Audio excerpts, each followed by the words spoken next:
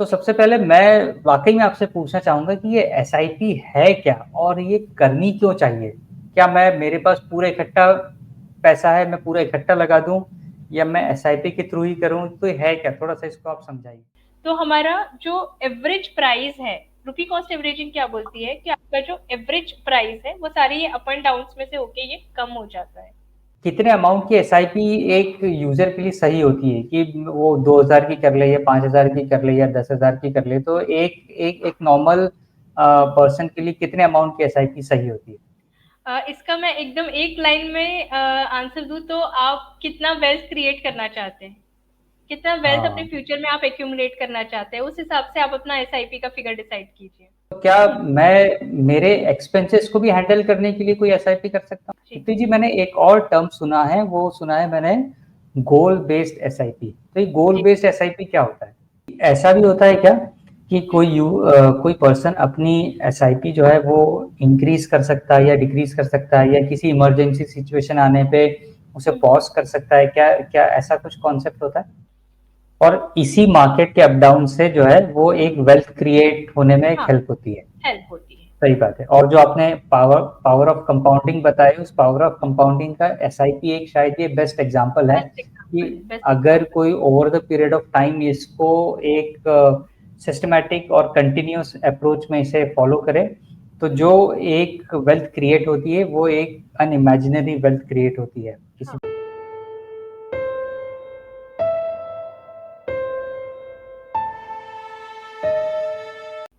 नमस्ते, मैं हूँ राहुल और हमारी इस इन्वेस्टमेंट अवेयरनेस सीरीज में आप सबका स्वागत है। आज के इस दूसरे एपिसोड में फिर से हमारे साथ दीप्ति जी हैं और दीप्ति जी, जैसा मैंने बताया था, ये फिनवेस्ट्री फर्म की फाउंडर हैं जो कि इंदौर और सेंट्रल इंडिया की एक बड़ी ट्रस्टेड फर्म है और ये 200 से ज़्यादा कस्टमर्स को सर्व करती हैं और उनकी वेल्थ क्रिएशन में उनकी हेल्प करती है, जिसमें इनके देश विदेश सभी से रिलेटेड सभी जगहों के कस्टमर्स हैं।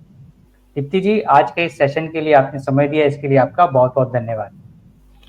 आपका भी बहुत बहुत धन्यवाद मुझे यहाँ पे इनवाइट करने के लिए फिर से। जी, दीप्ति जी, पिछली बार हम लोगों ने बात करी थी म्यूचुअल फंड से रिलेटेड और म्यूचुअल फंड के कुछ बेसिक्स से रिलेटेड।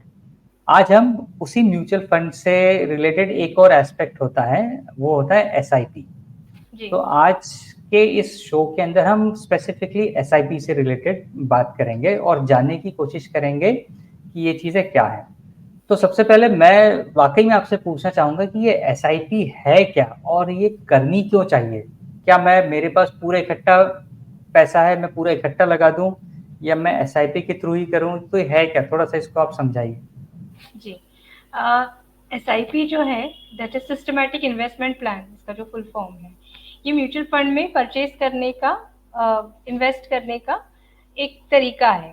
मतलब जैसे मैंने आपको पिछली बार के एपिसोड में बताया था कि दो तरीके होते हैं म्यूचुअल फंड में इन्वेस्ट करने के। एक होता है आपके पास अगर वन टाइम अमाउंट हो, वो लेके आप वन टाइम परचेज कर सकते हो। ऐसा नहीं है कि फिर वो आपको हर महीने या हर साल या थोड़े थोड़े इंटरवल के बाद आपको फिर से वो करना है, वैसा हुँ, नहीं होता है। और दूसरा जो तरीका होता है वो एसआईपी होता है, that is systematic investment plan. और हुँ, उसमें ऐसा होता है कि आपको एक आपको फ्रीक्वेंसी तय करनी होती है कि हम क्वार्टरली एसआईपी करेंगे या मंथली इन्वेस्टमेंट करेंगे या डेली करेंगे। एक अमाउंट डिसाइड करनी होती है और उसको आप इन्वेस्ट कर सकते हैं, जो भी आप डेट और मंथ और फ्रीक्वेंसी टेन्योर डिसाइड करते हैं उस हिसाब से। तो ये हो गया कि एसआईपी किस तरीके से की जाती है। ऑनलाइन ऑफलाइन मैंने आपको बताया था, दोनों तरीके से की जा सकती है।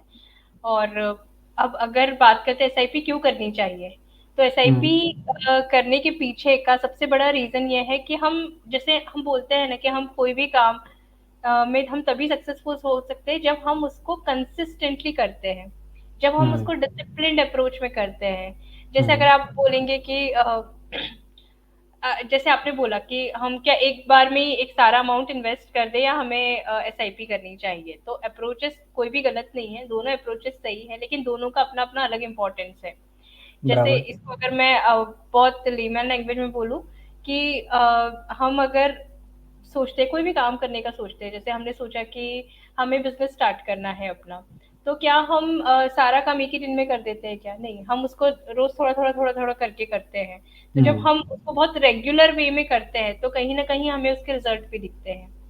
तो वैसे ही मतलब जब भी हम ऐसा डिसाइड करते हैं कि हमें इतना अमाउंट हर महीने इन्वेस्ट करना है, तो जो हर महीने इन्वेस्ट होता है या जो भी फ्रीक्वेंसी से हम लोग इन्वेस्ट कर रहे हैं उसको, तो उसमें कहीं ना कहीं जो स्टॉक मार्केट रहता है उसके सारे अप एंड डाउन कैप्चर होते हैं, हम्म। एवरेजिंग होती जाती है। अगर आप वन टाइम परचेज करेंगे तो उसमें कैसा होगा कि आपने आज परचेज किया, अब आज परचेज किया तो जो आपको उस टाइम की एनएवी मिली, जो आपको मार्केट का उस टाइम का वैल्यूएशन वगैरह मिला, उस हिसाब से आपने उसको आज परचेज कर लिया।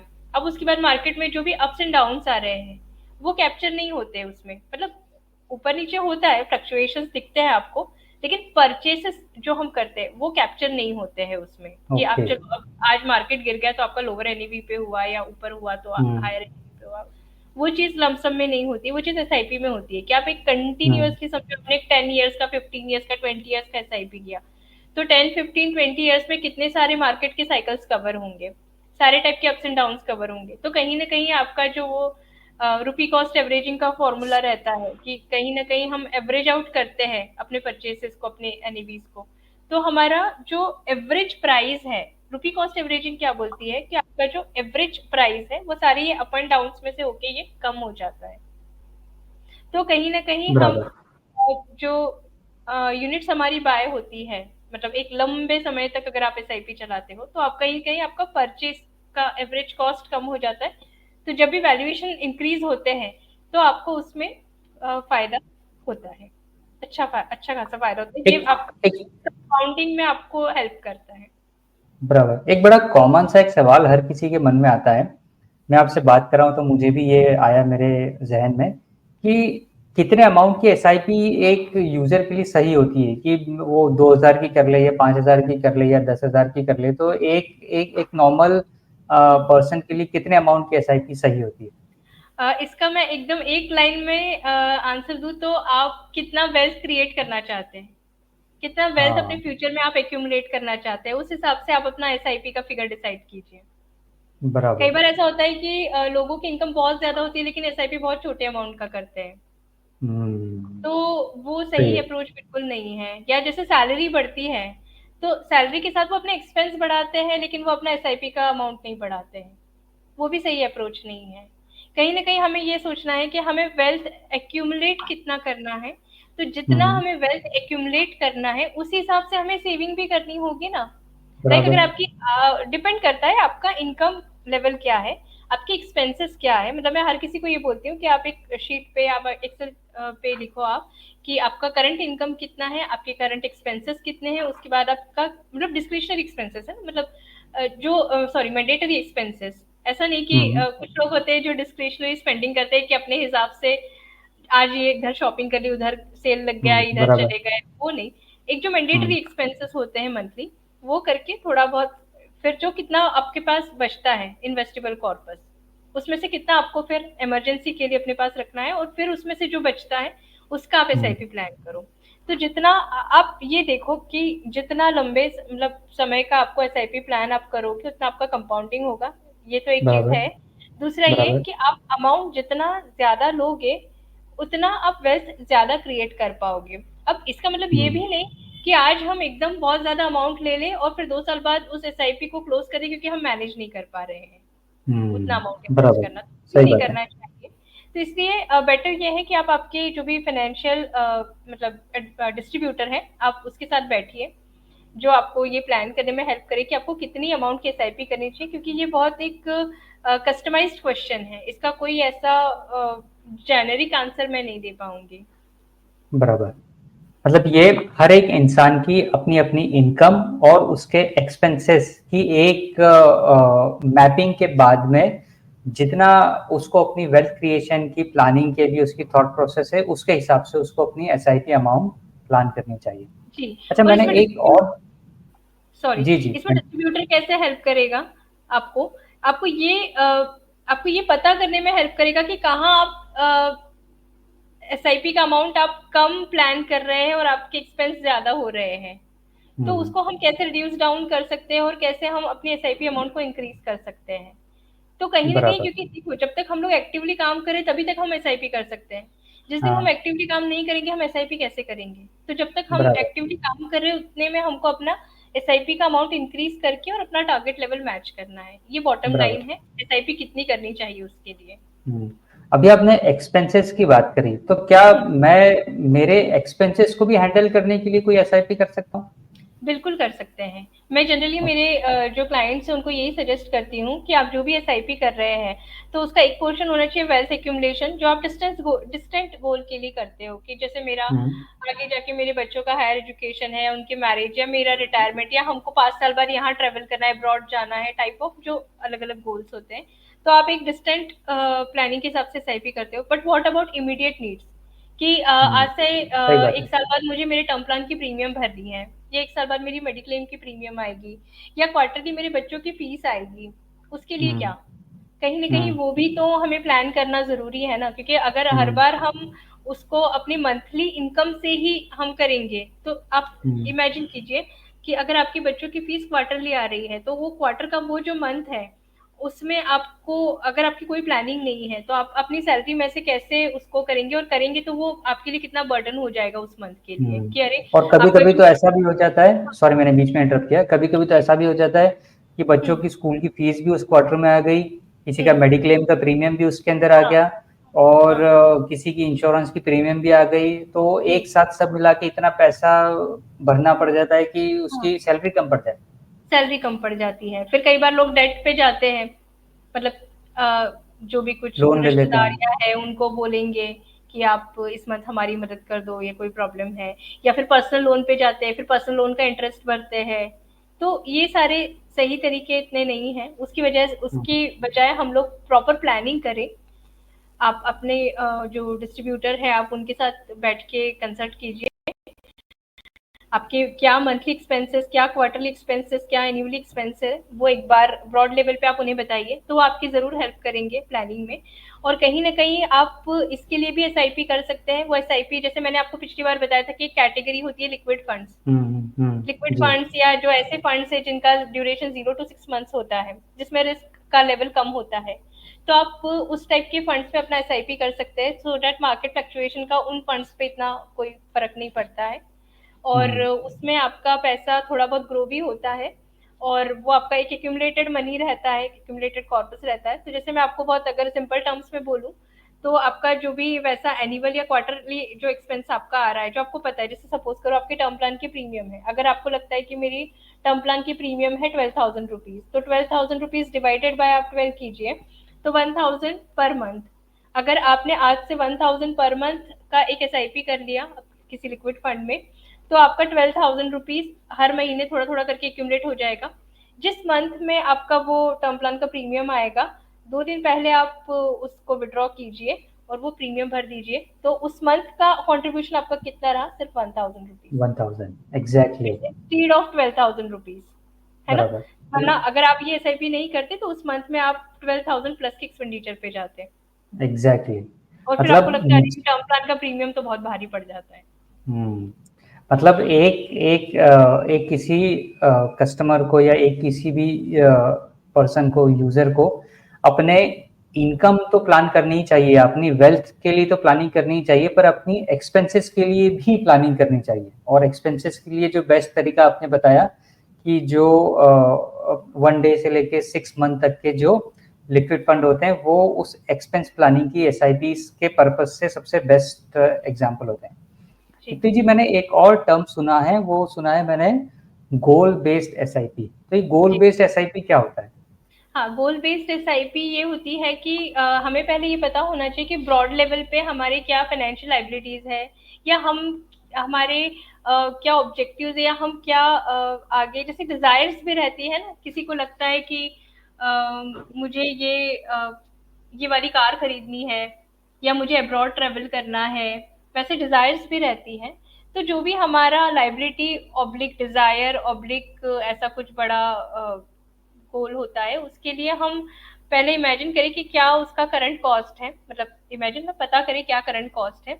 फिर उसके बाद उसको कैलकुलेट करके कि इन्फ्लेशन को उसको उसमें जोड़ के आज से उसका जो भी टाइम है जो आप सोचते हो कि जैसे 5 इयर्स बाद हमें ये इस चीज के लिए पैसा चाहिए, जैसे हमें एक डिजायर्ड हमें कार खरीदनी है तो वो उसके लिए हमें पैसा चाहिए, तो 5 इयर्स बाद उसका एक टेंटेटिव कॉस्ट क्या हो सकता है विद इन्फ्लेशन, और उस हिसाब से उसका वो जो अमाउंट है उसको आप डिवाइड कीजिए ईयरली बेसिस पे और मंथली बेसिस पे, और उसका आप एक एसआईपी आप स्टार्ट करेंगे, तो कहीं ना कहीं वो आपका एक कॉर्पस इकट्ठा होता जाएगा, और जब 5 इयर्स कंप्लीट होंगे तो आपके पास एक अच्छा सेफ कॉर्पस रहेगा और फिर आप उसको इन्वेस्ट कर सकते हैं, मतलब राइट, सॉरी उससे फिर पेमेंट के लिए उसको यूज कर सकते हैं। राइट।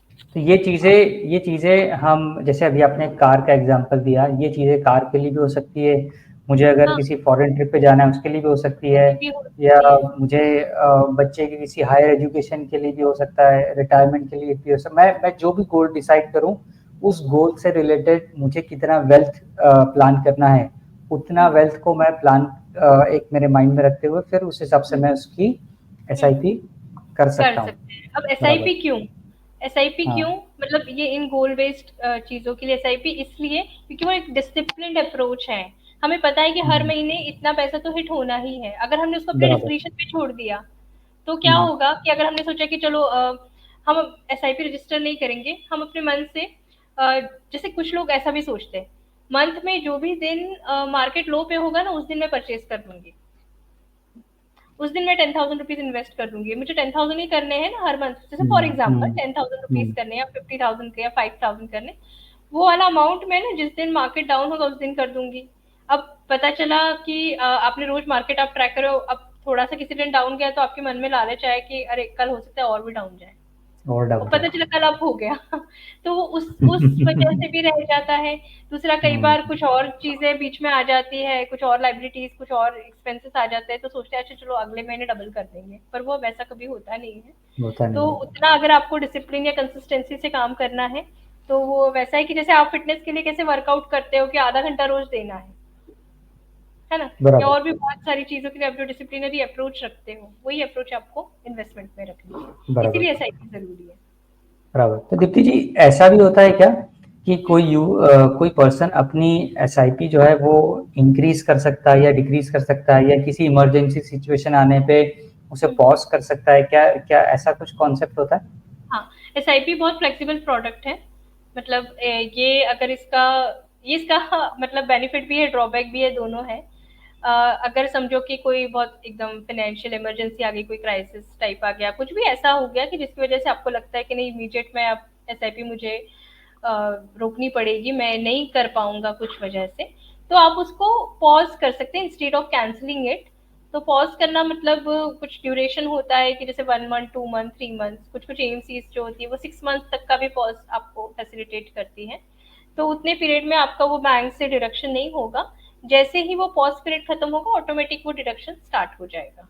तो ये पॉज फैसिलिटी होती है। अगर आपको ऐसा लगता है कि नहीं अभी मुझे एटलीस्ट 1 साल मैं नहीं कर पाऊंगा कुछ रीजन से, तो फिर आप उसको कैंसिल कर सकते हैं, और फिर जब 1 ईयर बाद या जैसे भी आपका वो क्राइसिस खत्म हो जाता है या जो भी इमरजेंसी वो खत्म हो जाती है उसके बाद आप उसको रीस्टार्ट कर सकते हैं। ये ओके। हो गया पॉज और कैंसिल का कॉन्सेप्ट। दूसरा हो गया हाँ। Increase decrease. तो इंक्रीज डिक्रीज के लिए मॉडिफिकेशन के ऑप्शन होते हैं एसआईपी में। मतलब आपको सेम जो एसआईपी है उसको कैंसिल करने की जरूरत नहीं है, आप उसी में मॉडिफिकेशन कर सकते हैं उसको इंक्रीज और डिक्रीज करने के लिए। तो उसके लिए ऑनलाइन ऑफलाइन दोनों ही फैसिलिटीज अवेलेबल होती हैं। तो दोनों मोड से आप उसको कर सकते हैं। लाइक आपका अगर आज 5,000 का अमाउंट है, आपको लगता है मुझे डिक्रीज करके 3,000 करना है, तो वो भी हो सकता है। अगर आपको लगता है 5,000 को इंक्रीज करके 10,000 करना है, वो भी हो सकता है। एनीथिंग इज पॉसिबल, बराबर। है ना। अच्छा, और आपने अभी मार्केट वॉलेटिलिटी की भी बात करी, तो मैं ये पूछना चाहूँगा कि जो एसआईपी है ये मार्केट वॉलेटिलिटी से कितनी सेफ होती है, या कोई इसमें दिक्कत तो नहीं होती? अभी फिर ये सेफ वर्ड जो आ गया, तो सेफ हुँ, वर्ड फिर मैंने जैसे आपको बताया था स्कीम कैटेगराइजेशन होते हैं, पिछले एपिसोड में मैंने आपको बताया था। अलग अलग टाइप की स्कीम्स होती है। अगर आपको बिल्कुल सेफ में जाना है तो आप लिक्विड में एसआईपी कीजिए ना, तो कोई ओके। दिक्कत नहीं होगी। लेकिन फिर आप वो हुँ, रिटर्न वो एक्सपेक्ट मत करना जो इक्विटी वाले होते हैं, हाँ, बराबर, ऐसा। सही है। और अगर आपको लगता है कि मुझे रिटर्न्स ज्यादा चाहिए, तो फिर हुँ, आपको वो सेफ वर्ड अपने दिमाग से हटाना होगा। सेफ मतलब हुँ, मैंने आपको ये बताया था कि सेफ का जो या रिस्क जिसको बोलते हैं, इसका ये मतलब नहीं है कि पैसा डूब जाता है, खत्म हो जाता है। इसका मतलब हाँ ये है कि पैसे में ऊपर नीचे फ्लक्चुएशन आते हैं। अगर मार्केट गिरेगा तो आपका एसआईपी का जो कॉर्पस है उसकी वैल्यू भी कम होगी। अगर मार्केट बढ़ेगा तो आपका जो एसआईपी वाला जो आपने इन्वेस्टमेंट जो किया है, जो कॉर्पस है, वो इंक्रीज भी होगा। तो वो बराबर। इंक्रीज डिक्रीज चलेगा, तभी तो कंपाउंडिंग होगी। हाँ अगर सही है। स्ट्रेट लाइन हो गया तो वो तो एफडी हो हाँ गई ना। अगर बराबर। सेफ हो गया, अगर गारंटीड हो गया तो वो तो एफडी हो गई। तो बराबर। ये एफडी नहीं है, ये एसआईपी है। हाँ, और इसी मार्केट के अप डाउन से जो है वो एक वेल्थ क्रिएट होने में एक हाँ, हेल्प होती है। हेल्प होती है। सही बात है। और जो आपने पावर पावर ऑफ कंपाउंडिंग बताई, उस पावर ऑफ कंपाउंडिंग का एसआईपी एक शायद ये बेस्ट एग्जांपल है बेस्ट कि एग्जांपल, बेस्ट अगर एग्जांपल। कोई over the period of time इसको एक सिस्टमैटिक और कंटिन्यूस अप्रोच में इसे फॉलो करे, तो जो एक वेल्थ क्रिएट होती है वो एक अनइमेजिनरी वेल्थ क्रिएट होती है किसी हाँ, भी यूजर हाँ, की। अच्छा, बिल्कुल। मैं एक और चीज आपसे जाते जाते आखिरी में पूछना चाहूंगा कि एसआईपी कितने समय के लिए करनी चाहिए, ये कैसे पता पड़ेगा? कितने समय के लिए करनी चाहिए, इसके दो आंसर्स है। अगर आप गोल बेस्ड एसआईपी कर रहे हैं कि आपका कोई ऑब्जेक्टिव है, उसके लिए आप एसआईपी करें, तो ऑब्वियसली वो जो टेंटेटिव पीरियड है, आपको लगता है कि 5 इयर्स बाद मुझे ऐसा करना है या 10 इयर्स बाद ऐसा करना है, तो फिर वो उतने टाइम की एसआईपी होगी, है ना। वो स्पेसिफिक उस पीरियड से रिलेटेड होगी। उसके बाद वो उतना आपका हो गया, फिर आपने वो उसको बंद कर दिया या जैसा भी। लेकिन अगर आपका वैसा नहीं है, आपको ऐसा है कि मुझे वेल्थ क्रिएशन करना है, जैसे, या फिर जो कोई बहुत डिस्टेंट गोल है, जैसे रिटायरमेंट है। अगर आपके पास 20 इयर्स है, 25 इयर्स है रिटायरमेंट के लिए, तो कहीं ना कहीं वो एक डिस्टेंट गोल हो गया। तो वो आपको उतनी लंबे समय की करनी चाहिए।